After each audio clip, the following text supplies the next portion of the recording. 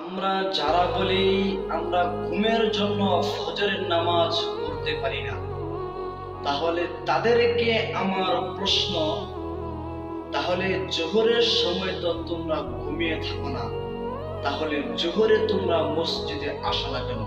জবাব চাই, জবাব দেও। এখন আপনি কোনো জবাব দিতে পারবেন না। ঠিক তেমনি ভাবে আমরা যারা বলি আমরা জোহরের নামাজ আমরা কাজের জন্য পড়তে পারি না, এখন তোমরা জবাব দেও। জোহরের সময় হয়তো তোমাদের কাজে ব্যস্ত, তখন তাহলে তোমাদের আসরের নামাজ আর মাগরিবের নামাজ কোথায়?